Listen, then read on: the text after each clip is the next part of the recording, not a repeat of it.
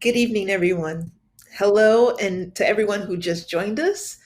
Welcome to day two of Ethics and Aesthetics. My name is Cornetta Lane Smith, and I am co-director and director of community impact at Detroit Narrative Agency. We begin by acknowledging and uplifting the history of Waweyatanang, or Detroit, as Anishinaabe and other indigenous peoples' stolen land, the largest majority Black city in the nation with a long legacy of African diasporic global contributions, which was once the last stop on the Underground Railroad, known by its code name, Midnight. Detroit is also the US city with the largest concentration of Arab Americans, a border city with historic and growing Latinx communities, and a legacy of Asian American communities and movements. Tonight, I am excited to introduce you to this film block because it honors Black and Indigenous mothers and portray us in our full complexity and power. First, we will screen four short videos from our community storytelling project, Radical Remedies Collective Healing and Power Through Story. These short videos were created by all Michigan based storytellers who creatively responded to a prompt about navigating the dual pandemics of COVID 19 and anti Black racism. We had so many wonderful submissions that it was hard to select the ones for tonight, but y'all will see. After these videos, we will screen Keen's Lee's beautiful film, Standing Above the Clouds. And finally, we will then invite Jelena Loida from Through the Night and two special guests to discuss their films and their work. So stick around to the end and enjoy these films.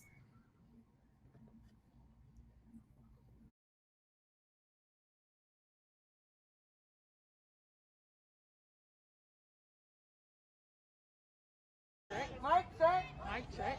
Hey y'all, welcome. If you're new here, welcome. Welcome to the 313 Liberation Zone. We've been here all day. We've been here since about 7 a.m. occupying this space to demand that the city of Detroit divest from policing in order to invest in Black communities. We've been here. The city tried to make us move for their little Juneteenth shit or whatever. But we said that it's not enough for the mayor to try to do some pacifying shit. The mayor was over here talking about how much he loved Black people and loved Black life, and we know that's a lie. Because he can't love Black people and run a city where $300 million gets spent on policing, and at the same time schools are being closed. This is the same city spending $300 million on policing, where folks don't have homes. Folks getting their water shut off and not being able to pay, they saying they can't help people, right? That ain't right. That ain't right. $300 million, y'all. And that's not right. So we're here with a very clear demand to defund the police, ultimately to demilitarize and abolish the police, because we believe that we can live in a world without cops. We believe that it's possible to be in this world and not be criminalized, not be incarcerated, and not be policed. And that in order to do that, we have to cultivate sacred community. We have to do some deep relationship work, right? We have to be able to trust each other and know that we will keep each other safe. That's what it'll take to abolish police in this city and in the world. We have to change. So I see a lot of Black folks here. Y'all are my people. I'm so happy that you joined us. And I want to share with you the mandate that this group came with and the mandate we'd like to share with y'all about what is our responsibility as Black people right now. All right? So it's called a response. The mandate for Black people in this time. The mandate for Black people in this time. Let's try that again, y'all. If you're a Black person who cares about Black life, who says that you want to invest in Black futures, you're going to say this with me, all right? The mandate for Black people in this time. The mandate for Black people in this time is to avenge the suffering of our ancestors. is to avenge the suffering of our ancestors. To earn the respect of future generations. To earn the respect of future generations. And to be willing. And to be willing. And to be willing. And to be willing. To be transformed. To be transformed. In the service of the work. In the service of the work. Look at your neighbor, say neighbor. Neighbor. Are you willing to be transformed? Look at your other neighbor, say neighbor. Neighbor. Are you willing to be transformed? Are you willing to be transformed? And if they said yes, and we're here today to do that, y'all. We're here today to change our minds, right? Change our lives, change our relationships, so that we can live in a world without police, because that is possible. We know that is possible. All right? So we've been here all day, like I said, we've been having a good ass time. I'm sure y'all been eating the food, I think we just ran out, so sorry. But hopefully a lot of folks got to eat. We had a free store over here, still got stuff, still got snacks and community care stuff. Feel free to take whatever you need. We got this collective art project about defunding the police. Please add your voice, your art. We have this community altar here that we set up in order to honor Black women, Black girls, Black people who have been taken by the police. And I've been so, it's just been so dope to see folks adding to the altar, making offerings of money and candles and water, right, and food and flowers. And we can continue to do that. We'll be here into the night. We're going to be here for a minute, you feel me? So if y'all going to rock with us, that'll be cute. If y'all got to go, that's cool too. But we're going to be here demanding that the city of Detroit defund police, all right? So we're going to teach y'all a couple of the chants that have been holding us down today. Set my people free. Set my people free. I'm letting my people know. I'm letting my people know. I love you like you were me. I love you like you were me. Say, let my people go. Let my people go. Set my people free. Set my people free. I'm letting my people know. I'm letting my people know. I love you like you were me. I love you like you were me. I love you like you were me. I love you like you were me. I love you like you were me. I love you like you were me. I love you cause you are me. I love you cause you are me. Okay, that's what it's gonna take, y'all. It's gonna take some real ass love.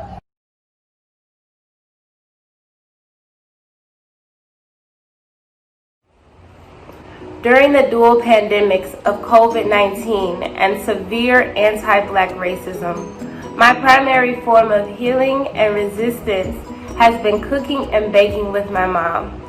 I believe that when a Black person cooks with their mom or their grandma, they are creating an ancestral spell that creates love, power, and resilience. This is exactly the kind of energy that we need during this time.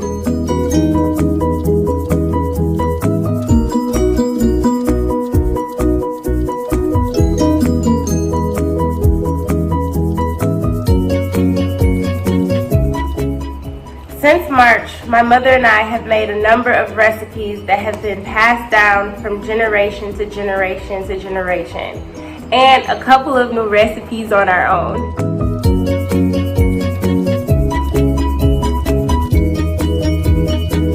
Recipes like the ones that are passed down through family members, through generations, usually aren't written down, and I think that protects the sacredness of them. You have to taste and try it out again to really get it right. And people say, oh, I never got it like my mom, or I never got it like my grandma, but we come as close as we can. And I think that the energy and the love that is put into it is what's important.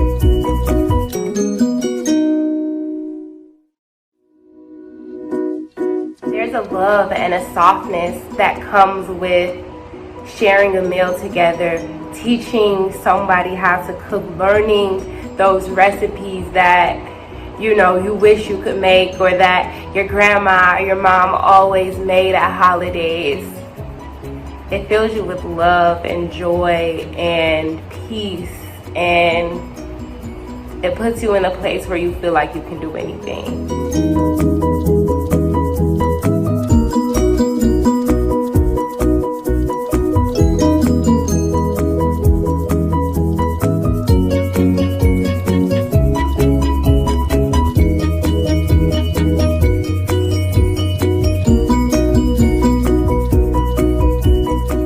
Whenever I'm in the kitchen cooking and I'm cooking something that's really, really special, in order to help make it delicious and to know that it's going to be delicious, I call on the spirit of my mother. I ask her to come into the kitchen with me. My mother was a great cook. Really, anytime I'm cooking and trying to do my very best, I am trying to, to represent my mother and her cooking well. And I feel very close to my mother when I'm cooking. I try to put the love that she put into the food that I cook.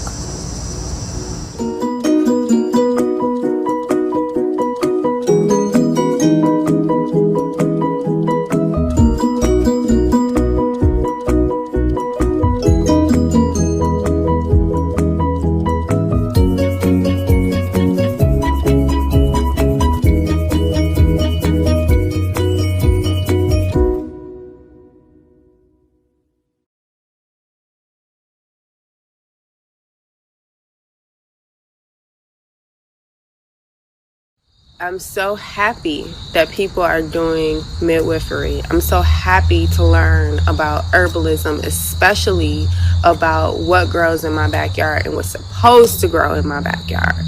Not just necessarily what's here now, but learning about like what's been here for thousands of years.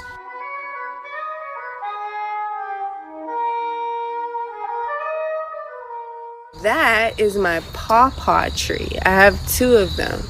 And pawpaws, this is a tangent, but amazing. Anti-cancer, like delicious mango banana fruit.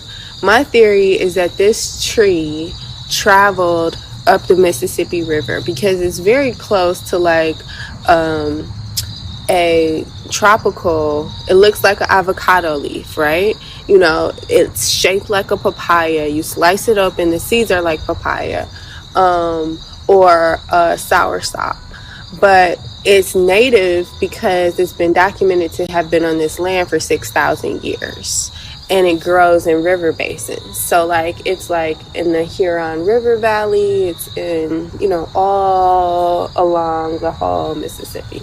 And so, I'm like, I feel so like honored that I got fruit this year after 7 years of caring for these trees. It's delicious. It was worth it.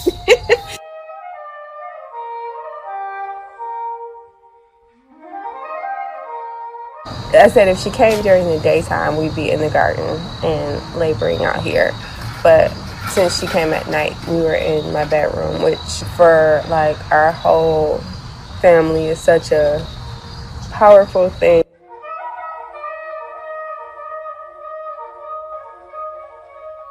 She's my first child, and so there was like so much fear that was like precipitated. Like, why would you want to have her at home? You have to go to a hospital, like all of those kind of things. So she was born in the hospital, and of course I'm every day grateful that she's healthy and great. But that experience of being in the hospital, being told what to do, what not to do, couldn't stand up and walk around, couldn't eat. And then a lot of like just kind of recognizing the systems for what they are, trying to extract as much money as possible. So that evening on my floor, there were 8 women giving birth, and 6 of them had C-sections, including myself. So, is that really medically necessary?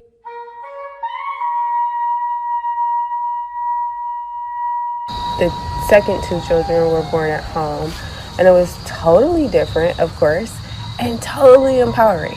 So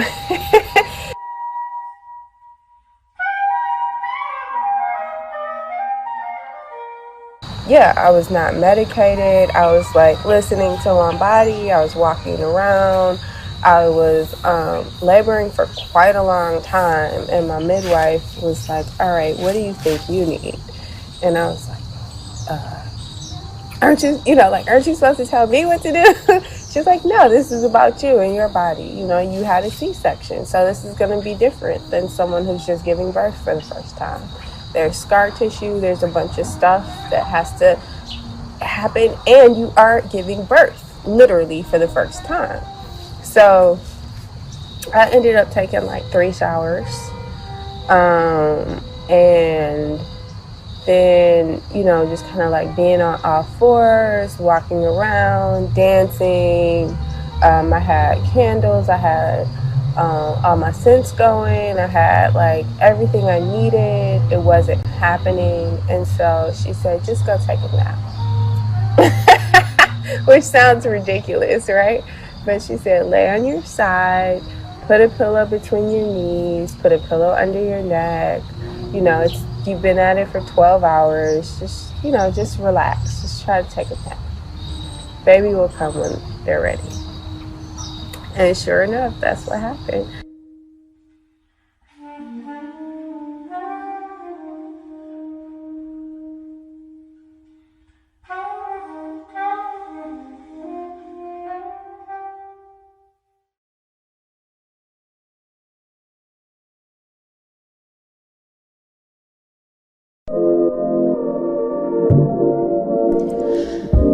Generations of water kiss my skin, puckered with lips that speak forgotten dialects, rippling abundantly, reminding me to heal. Voices pour into me memories of connection, ancestors baptized in song and joy, with echoes of liberation erupting as belly laughter.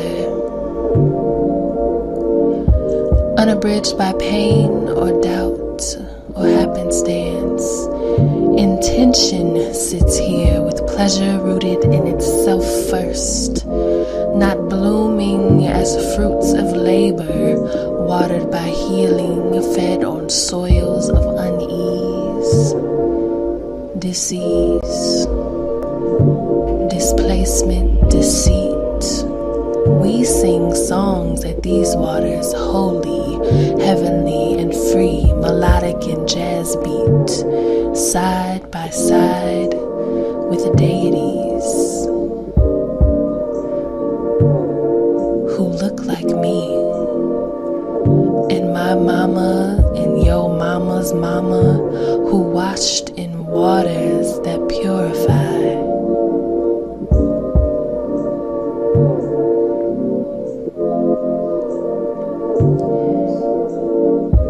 They stood in suns that covered ocean passages, carrying back reminders. Are you listening to the water as it speaks? In sweet resounding crashes, in passion tranquil waves, smile, my child. Don't forget to laugh. Take heed, my kin. Always make room for love. Be relentless, baby, in your pursuit of self, of joy, of pleasure, and never forget the ways will hold you. 'Cause when you walk to these waters and heal, we all heal, baby. We all heal.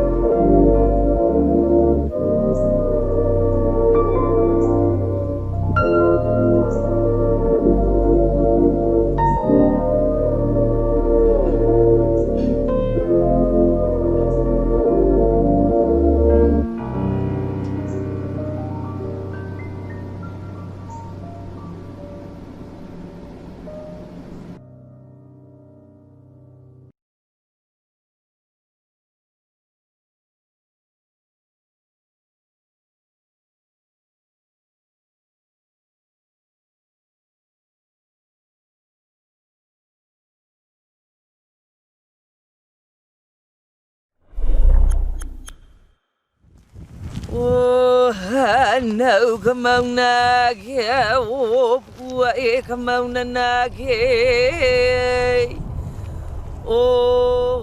Mauna Kea is the highest mountain in the world from the seafloor, so the summit stands above the clouds.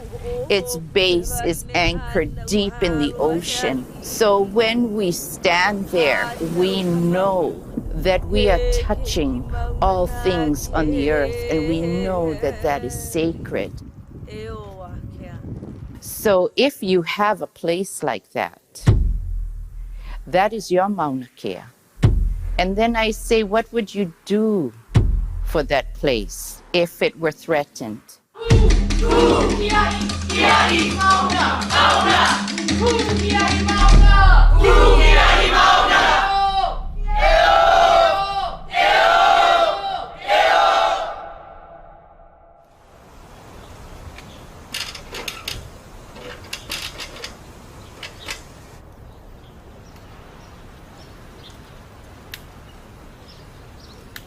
I am one of many of Mauna Kea Ohana.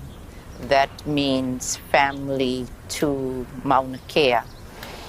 And I'm also a petitioner in both contested case hearings that were held on this island for the protection and the love of the Mauna, to stop the development of a 30-meter telescope, an 18-story telescope on the northern plateau of our sacred mountain.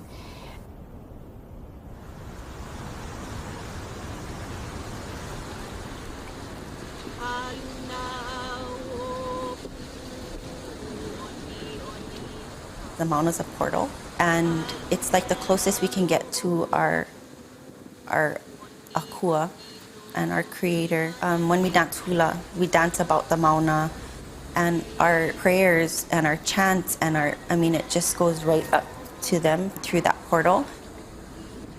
Mauna Kea is our watershed. Literally holds the water for this island, protects us from every single storm that comes our way. All of our aquifers on this side of the island is fed by this mountain.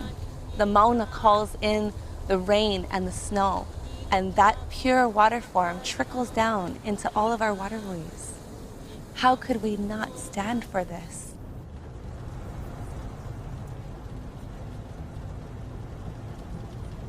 I remember feeling that sadness when I first had gone up there, because I wasn't even aware that there was that many telescopes. And then when you're finally up there and you see for yourself and you can count them, and it's more than two hands, it's painful. There's already 13 up on the summit. But this time, it was going to be the one too many, the one too big. The TMT will be a much larger and more extensive facility than any observatory that's come before it. The telescope calls for a structure that's 18 stories high, twice the size of any other building allowed on the island. All that on top of a structure built to support the dome that is larger than a football field.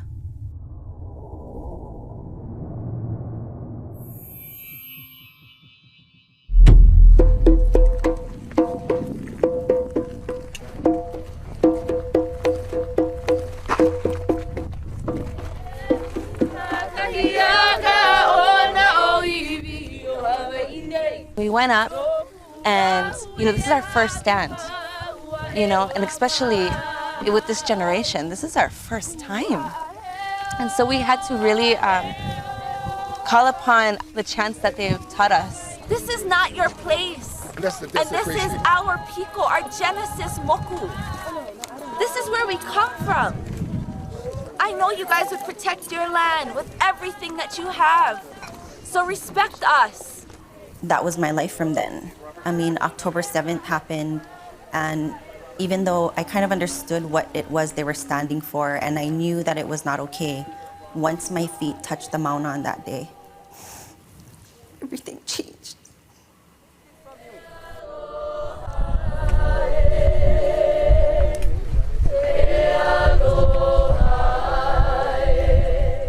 They thought they were building a telescope. Instead, they awoke a nation.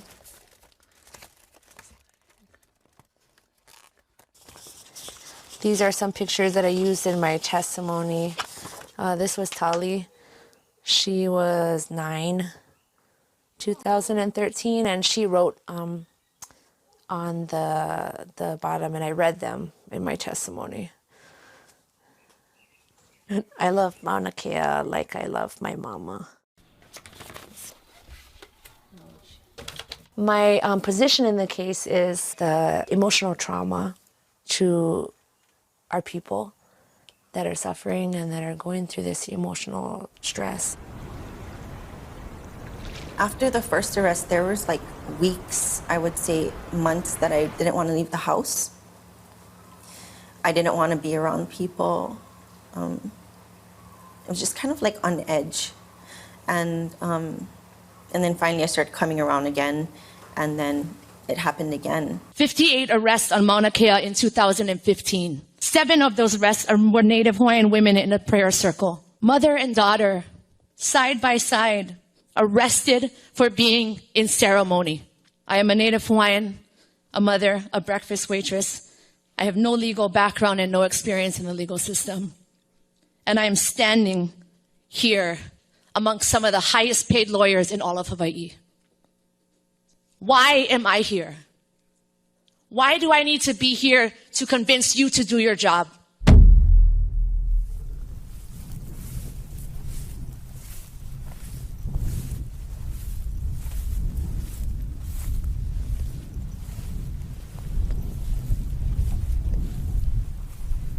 O na ala a papa, kula lani, ala iluna, e ala oi. Just standing with your family members, your daughters, your mothers, there's always an element of fear. You know them at home.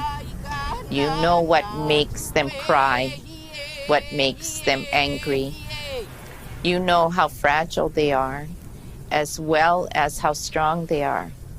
And then you're on a front line with that.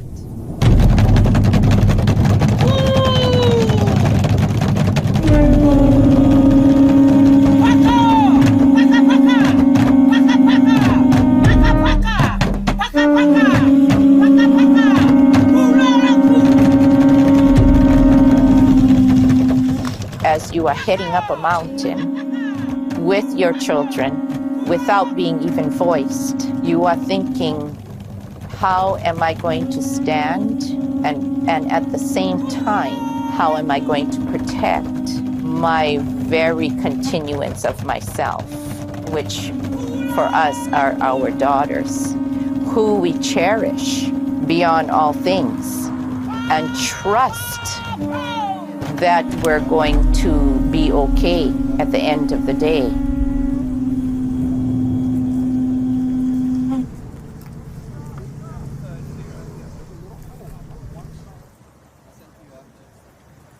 What we were doing, it's something that will be taught in, their history books one day.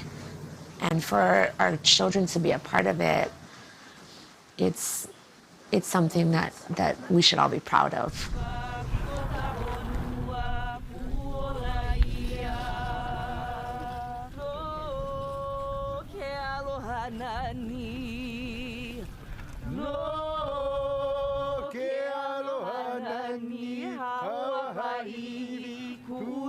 This work is not easy.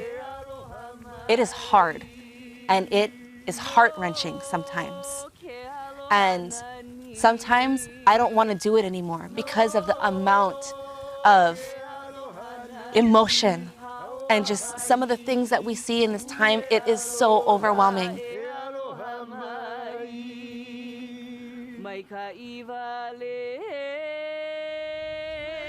They cannot be doing that to our grandparents and my brothers and sisters. We're not the criminals.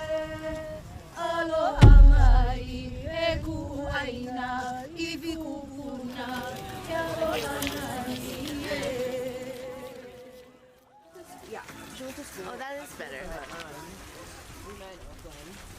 I think about my daughter who's 16 and my unborn daughter right now that are feeling this. It's such an incredible feeling to know that they're a part of it. You know, we got to start training our Wahine warriors from the womb. What's in it? Which one? I don't know. Raisins, probably. Our moments in the van are like our closest moments we've had in like a while, because I don't see her a lot during the day because she's doing 1,000 things because she's poor case. But yeah, it's like our little sanctuary in here, our few like rest moments where we can just hide from all the things going on outside here. When you're having to make plans with your own children on what happens if the police come. What are we going to do? Like, I found the first time I ever said to Kapule, if we're separated, just get in the van and lock the door and just hide down and don't ever come out. Or if your sister or I are arrested, just keep filming. That's extremely difficult to even discuss, much less imagine having to do.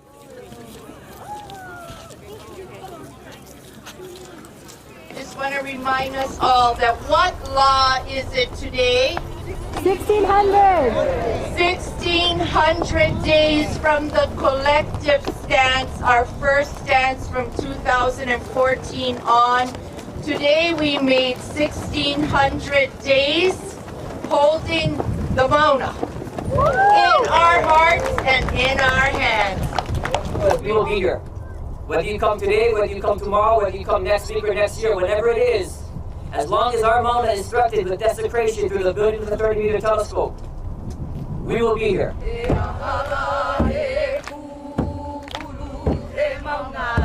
When I see my girls holding their own, standing in a line, working with others and calming them down and following in my footsteps, I'm extremely proud of them. And I think, would I leave them somewhere else and face this by myself? I could never do that. No matter what, win or lose, the Mauna won.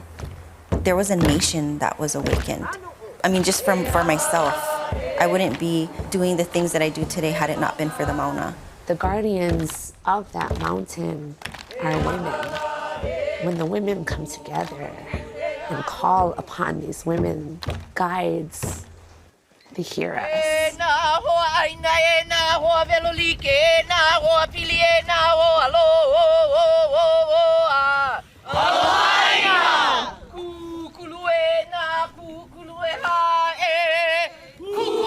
You know, when I look at the women in my life, I am in awe by just how incredible they are. When we're standing together, there is the 40, the 400, the 40,000, the 400,000 women behind and around us. Women of all colors, of all ages, on this mountain that we love so deeply.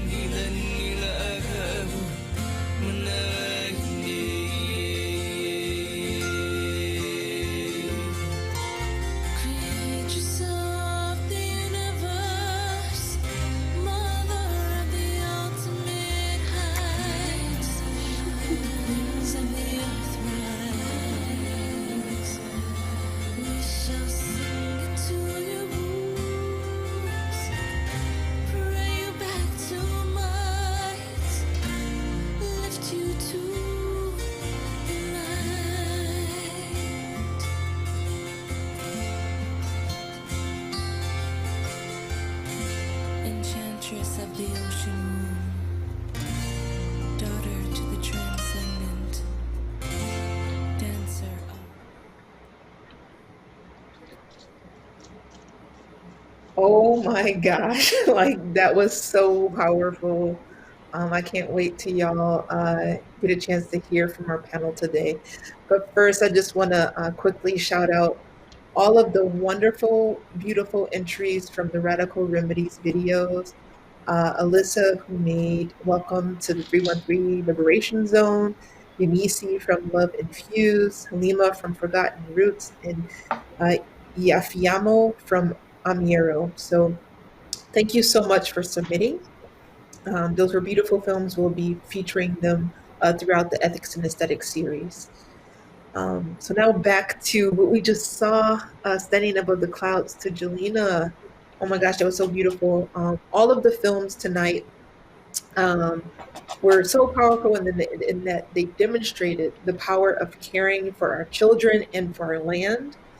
And I just want to welcome Jelena King Lee from Above the Clouds, Loida Limbal from Through the Night, Sawatu Salamara, who is actually one of our special guests from the Freedom Team, Oriana Powell, who is also another special guest from Mothering Justice. Welcome, everybody, and thank you for joining us tonight. Your beautiful faces are all on the screen. Thank you so much for coming and for having us. Thank you. Yes, absolutely. Absolutely. But before we get started, we got one thing to do as a collective, y'all. And that is to wish Sawatu a happy birthday. I heard your birthday yesterday. Hey, happy birthday. Uh-oh, Leo amazing. Okay. I was not expecting that. Thank you for the birthday wishes and love. Yes. Well, So sweet. somebody whose name rhymed with chill told me that it was your birthday, so I had to give you a shout out. That is hilarious. It rhymes with chill. Yeah, we definitely know who that is. Thanks, Principal. We love you. Well, happy birthday to you.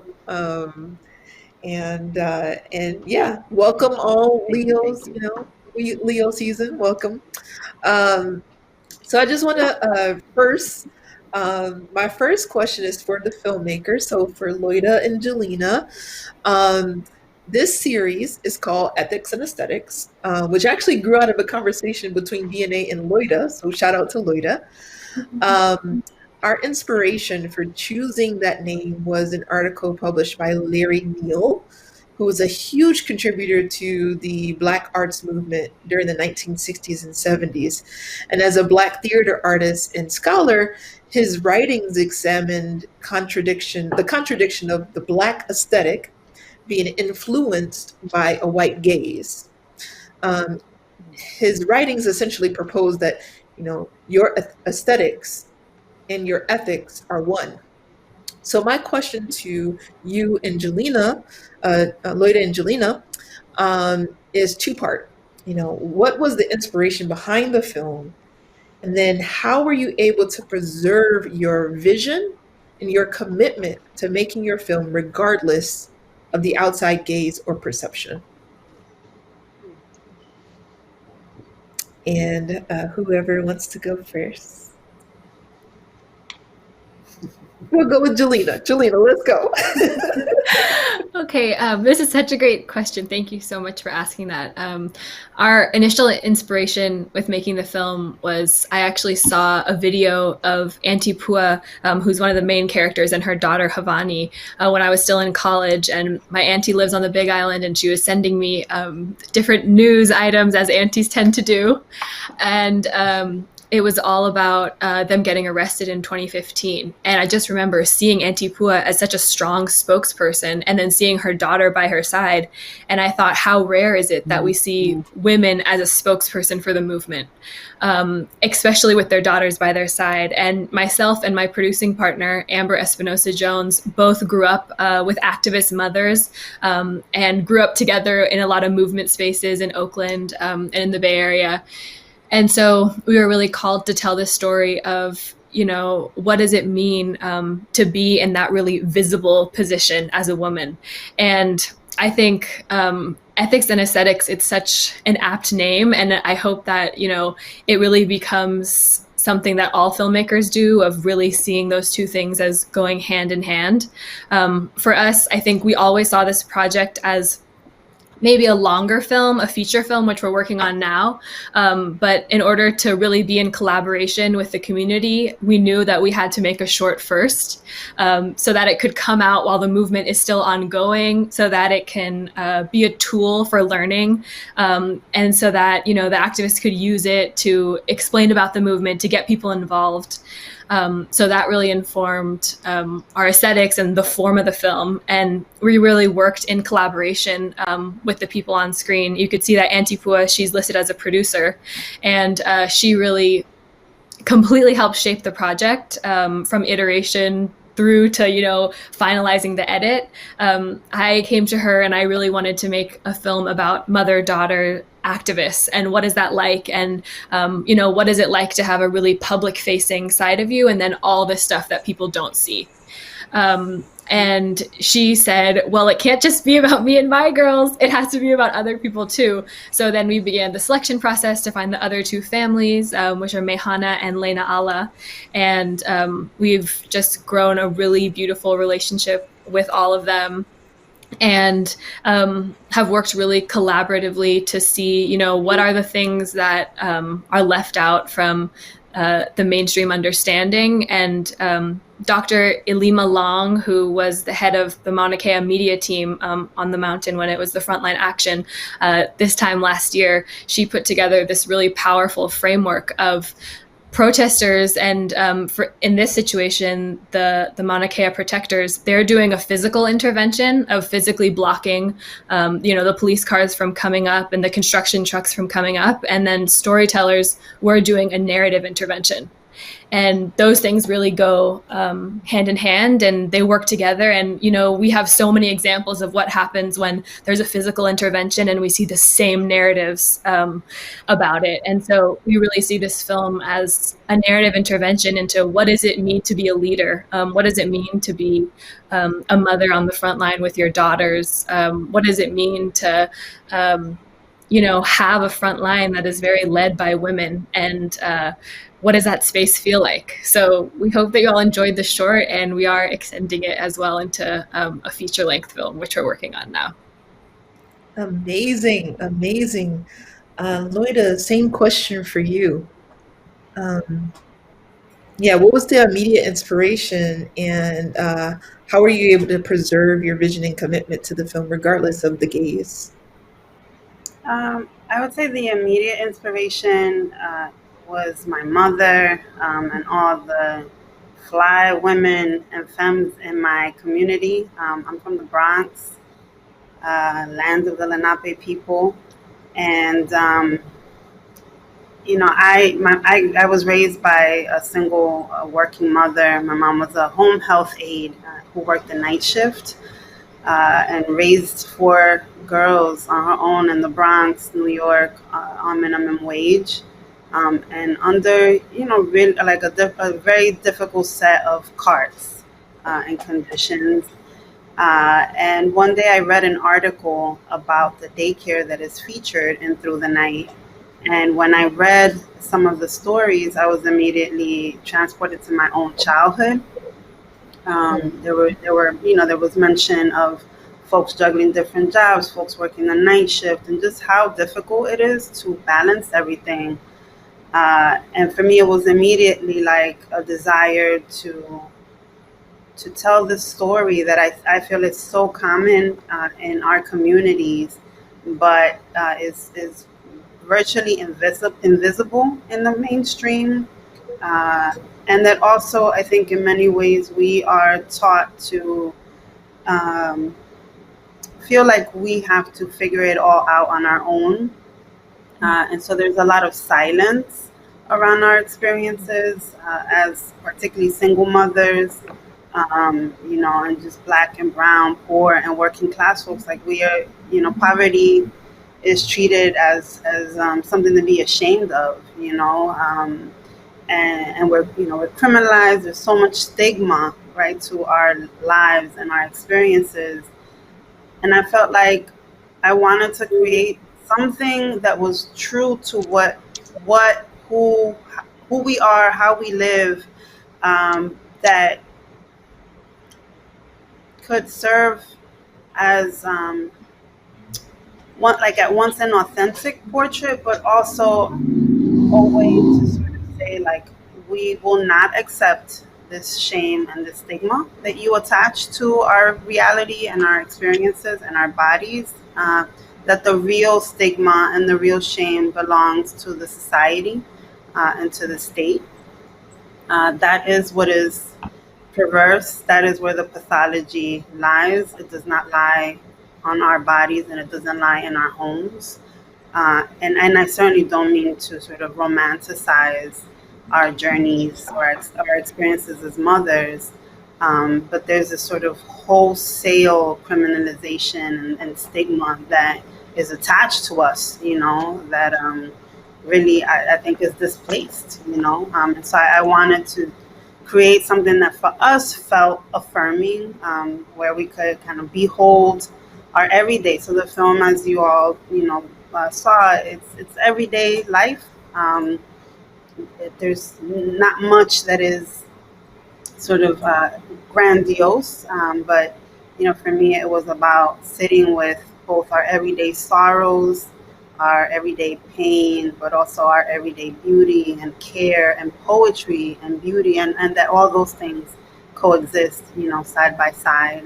So I made the film first and foremost for us. I was thinking about like homegirls that wear hoop earrings and kids that play in fire hydrants and grandmothers that fan themselves with their skirts on stoops or porches.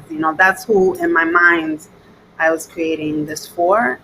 And so I really thought about what the experience of watching the film would feel like in making it. So I would say that in terms of the reason why I made the film. And obviously I started making the film 4 years ago. So this was way before COVID-19. This was way before we had the language of essential workers. But in my mind, it was like, these are the women that make everything go round, whose lives make everything go round, but also whose labor sustains everything and everyone, but that are completely erased and invisibilized, And so wanting to create something that's like, I see you, I love you, I care about you, I care about how you feel, I see myself in you, I see my mother in you, and that's, the reason for the film. And the way I think that to the second part of your question around like the outside gaze, it certainly was something that I struggled with, because as I was trying to fundraise to make the film, funders and outside voices, and the funders and the gatekeepers are all white, by and large. Most, and I would say in the documentary world, it's white women, it's not white men, which I think is important to note. There were, a lot of questions that people wanted exposition, they wanted a lot of explanation. And I was like, the people I'm making this for, I don't have to explain anything to, so I am not going to satisfy, people would ask me, for example, like, so where are the fathers? What happened to Marisol's dad, or Marisol's, husband or children's father? And I'm like, why isn't he not in the picture? And why this? And, questions that to me, I was like, you don't get to know that. That ain't none of your business, It wasn't about exposing us. This was like for us, just to see how we're all respectively doing this, how we're navigating these impossible choices that we're given in this society, So I was like, it's not about explaining anything to anybody, but constantly remembering who I was making it for. It was like seeing, a sister with 3 young children at the bus stop at 7:40 in the morning in the dead of winter, that I'm like, that was like who the constant seeing that all around me in the Bronx was like, that was a constant reminder of like, yeah, these white folks want one thing, but that's not who I'm making it for. So I'm not going to go there, but I won't front. It was definitely, a challenge and a debate, because I think for filmmakers and artists in general, there's this thing that you're straddling where you, in some ways, desire the approval or the acclaim of whatever industry that you're in, right? Because you want to keep creating work. And so you need access to resources, whether you're a visual artist or you're a musician or you're a filmmaker, right? Like you have to, there's these ways where you have to interact with these power structures that you know don't care about you and that dehumanize you and don't see you as fully human, but you still have to navigate them because they have, you know, the kind of financial resources that you need. And that sometimes you internalize their opinions, their aesthetics, their standards, and, you know, you get thrown for a loop. So it was a constant kind of internal conversation, but also checking in with my homies, the people that believe in me, but also hold me accountable. And those are some of the mechanisms that I use to be able to quiet, you know, the outside gaze, if you will. Ooh. I think we're all nodding like, yes, that's exactly right. Yes. Oh my God. And so for that reason, I would like to bring Swatu and Oriana into this conversation. We invited Swatu because of your work in environmental justice, as well as your work in ending incarceration for pregnant people. And I would consider that, you know, intergenerational work is in alignment with Jelina's film.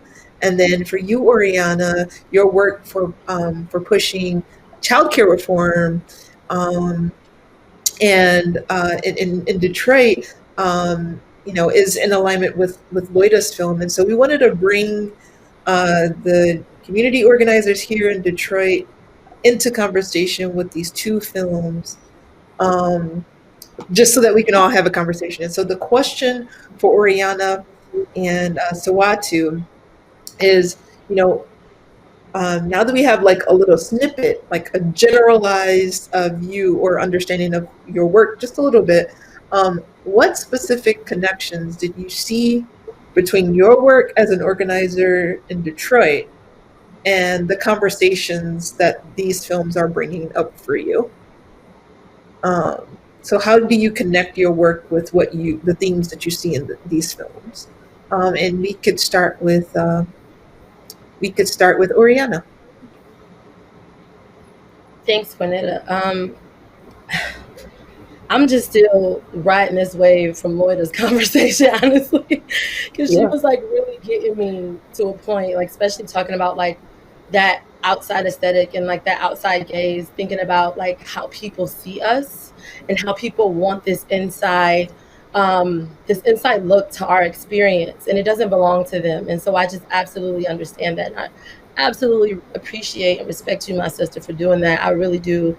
Thank you so much. But I think throughout really all of the films that we viewed tonight, I see it and I live it every day. And I talk to women of color, and specifically Black women, every day that are living these stories. And so to see that, like through these films, and to see that in the mainstream is just really, really important. But I think one of the things that I was thinking about through the night that really got me, I saw a post today on Facebook, and during Nunu's origin story of how she got started, she talked about the mother who was in a car accident and how she had to start to watch her son overnight. And that's kind of how that started. And it's just like that informal caregiving that turns into something. I think a lot of times for Black women, our entrepreneurship turns from a place of informality where it's just like, it's something that we do. And we don't have to talk about it and we don't have to make a big deal out of it, but it's just something that we do to survive. It's something that we do to protect our community. We don't think about the grants. We don't think about the possibility of these outside forces. It's just how we have to move for our communities to be whole. And so I just want to quickly read this post because it's similar, not exactly on point, but it just really summed up what I was thinking as I was listening to her story. And as I talked to so many other women who started doing childcare specifically because there was a need in their direct community. And so the post goes, someone in a group I'm in asked me why Black women don't adopt as much as white women. And I was legit appalled Black women basically invented adoption. We're the OGs of taking care of other folks' kids. The difference is we don't usually make a big deal out of it like other folks do. We're not flying for other countries for babies. A lot of times we don't even go through the courts, but everybody has a cousin who ain't blood, but granny raised them, so they're family. That's adoption. Everybody knows somebody who got strung out or locked up and they left their kids with their sister. That's adoption. Stop acting like what we do ain't real just because we don't do it like you. And that's exactly what I was thinking the entire time. Exactly, right? And I was just like, yes, we do this. Like, this is what we do. And I just saw that in her story. I saw that it's like I talk to so many childcare providers who either are doing it informally with no money from the state, or are simply, or who turn that work of just loving for their community, loving for their families, they turned that directly into something that could, yield a profit and support their community. So I definitely directly connected with that because I see it every day from the moms working 3 jobs. I know when I found out I was pregnant, I was working 3 jobs, and one was at a child care center in the suburbs of Detroit. And I had to leave that job because I knew that when my baby got here, I wasn't going to be able to afford that center. So it's just like, I had to figure it out. And it's just like the story for so many Black women and other women of color, like that's just our struggle. And I 100% agree with Loida that this outside gaze and these other folks create such guilt. Like Marisol talked about how her manager who said something about how her kids are going to hate her. Like, who says that? You know what I mean? Like, their kids are going to hate her because she's doing all she can do to survive and take care of her children. And that guilt is put on women of color living in poverty. And that shame is given to, and it creates a shame for us. And I think that's one of the things that organizing does, is like create a community and build a community amongst folks, really fighting against the same system, so that shame has disappeared, right? Like, we have to take ourselves out of isolation and build power together so that we can truly get rid of that shame that's created and put on us by other people. Man, y'all are preaching tonight. Good Lord, just whoa. Before we get to Sawatu, Loida, did you want to respond to that at all? I mean, I could go on for days and days and days about all this stuff, but I do want to make sure that we get everybody in. I want to hear Sawatu and Zelina talk too. Yeah, so Sawatu. So then the question goes to you is just, what connections did you see between your work and the film and Jelina's film, and then even Loida's film, if you can. Yeah, absolutely. So much connection, so much relevance in the day that we're living right now, right? And it's for a long time. For one, I'm a daughter of an organizer. I'm a daughter of an activist. And for a long time, my mother has mothered her community. And that's what it was in our household. That was what it was when she went to work. That's what it was for all of us as her children. And so that was mothering the movement has been a thousands and thousands year old practice in our community that lives on generation and generation. I think about all of the struggles that I witnessed my mother go through while raising us as a single mother here inside the city of Detroit. But then I also realized where community showed up, right? Where I bear the fruit of a community that had a total play into my raising and upbringing. And that's kind of like what we gift our children is we gift them the community that will eventually be the very thing that carries them forth and through navigating this brutal system. It's like the community is the gift. And it's like, as we mothering them and we're raising these children in our communities, whether they are ours biologically or ours spiritually, emotionally, financially, however they are, however they sit in our lives, we should gift them the movement, because that's what's going to carry them through. And that's kind of like what you're seeing and what is being captured in these films. When I was watching Loida's film, I could not, and also Jeleena's film, which, first of all, I just want to acknowledge that these two beautiful women have created such powerful pieces of media and information that our community will hold dear. And the power of story is our tool and our arm of defense.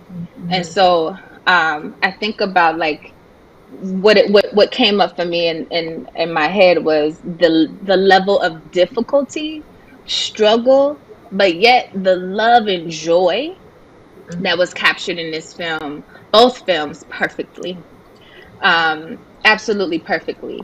And I mean, I was sitting here like trying to hold back tears because of the relevance and also how I saw myself in these films, and also how I saw my sister in this film, right? How I saw my mother, my cousin, my grandmother, my uncle, like how I saw them in both of these films.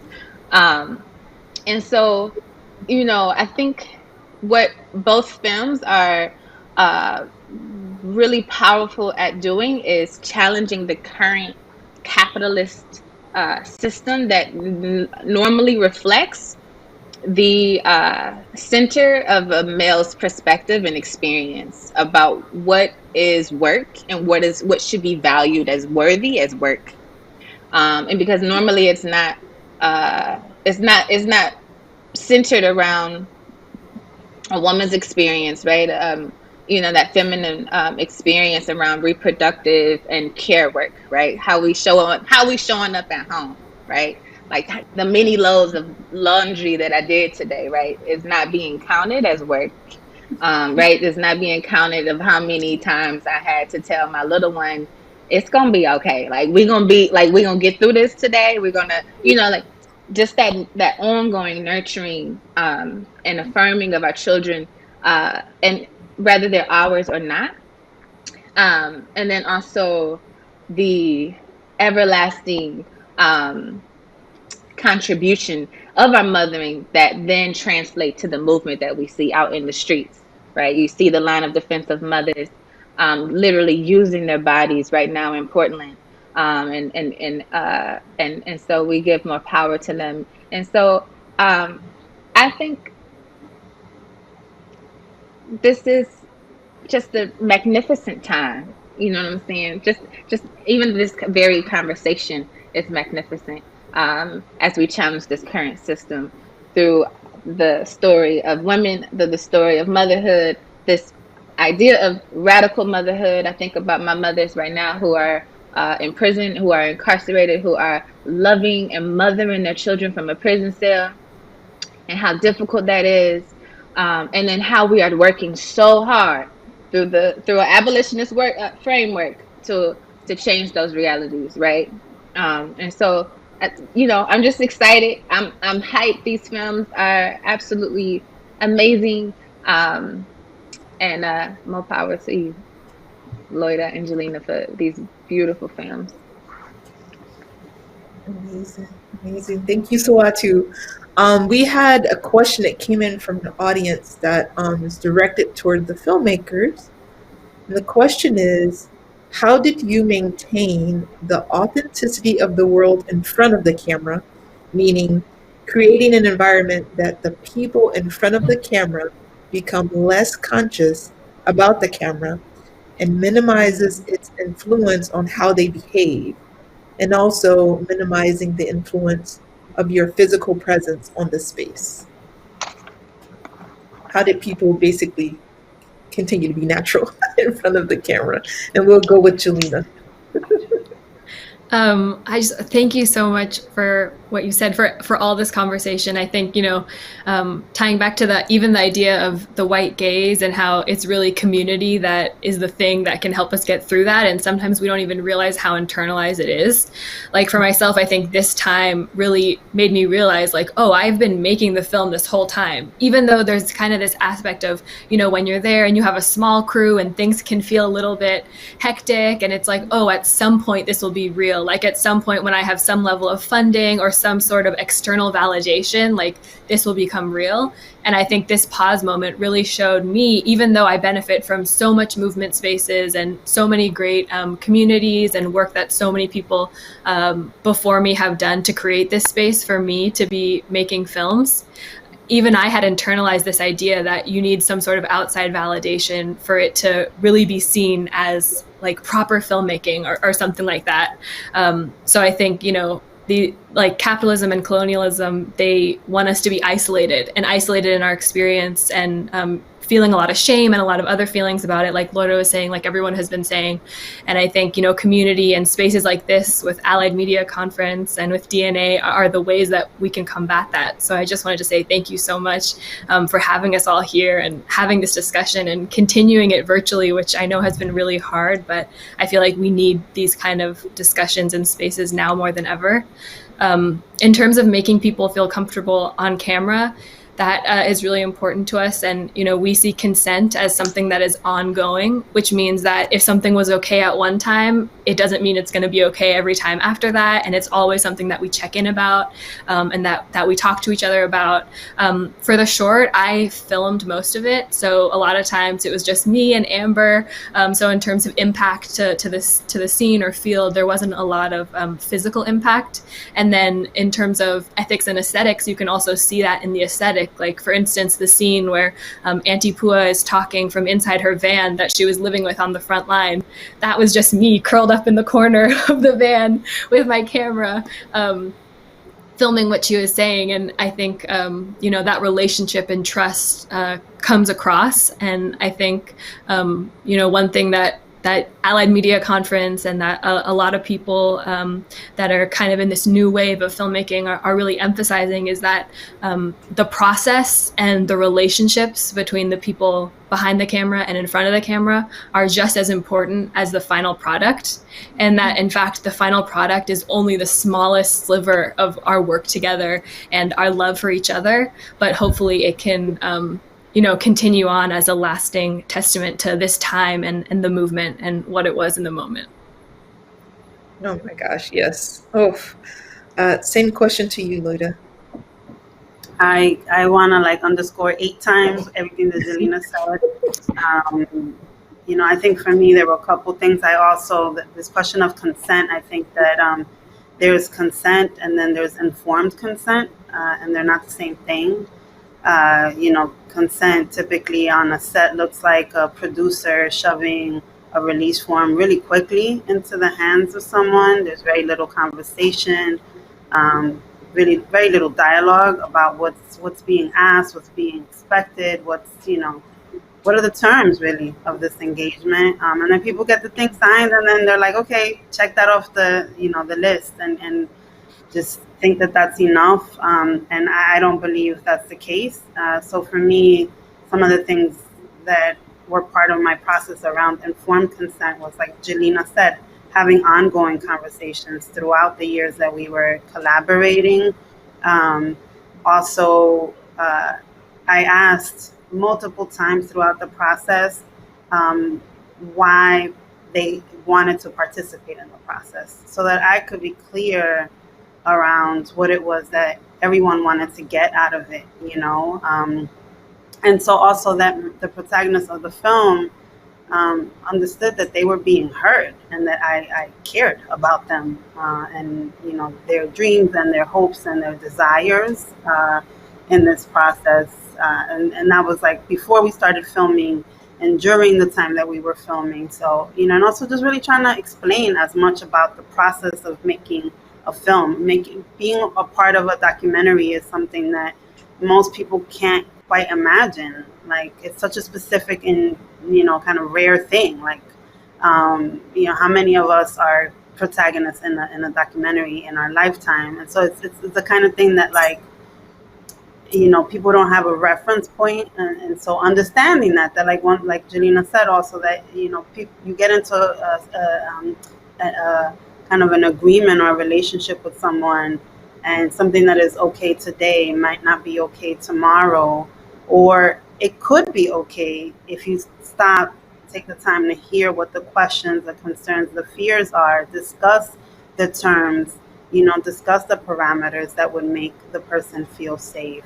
And then also, being able to take no for an answer. There were things that I asked for or suggested that they said no to me around. And I was like, okay, and then there were other things that I hadn't thought about that they suggested to me, that I thought maybe were like too intimate. I'm so sorry. We literally just ran out of time. I'm so sorry. No. Oh my gosh. I just got the wrap up message. So I'm so sorry. Oh man, I really wish maybe we could take this, eventually some other time to an Instagram call. You know what I'm saying? We could just, be in community with folks. But I just want to quickly say thank you, Jelena, Loida, Sawatu, Oriana. Thank you so much for joining us for this talk back. Thank you so much for your brilliance and for your caring ways. Audience, I hope you all enjoyed this conversation as much as I did. I just want to offer a bunch of thanks to everyone who submitted their videos, Radical Remedies, our partner, Cinema Detroit, Allied Media Conference, Allied Media Projects, Mainstream Media, all of our curation team. Thank you so much. Shout out to Black Star Film Festival, whose film festival is next month, and they inspire us so much. Please stay in touch with Detroit Narrative Agency. We have 3 more Ethic and Aesthetics events coming up this fall, and we would love to see you there.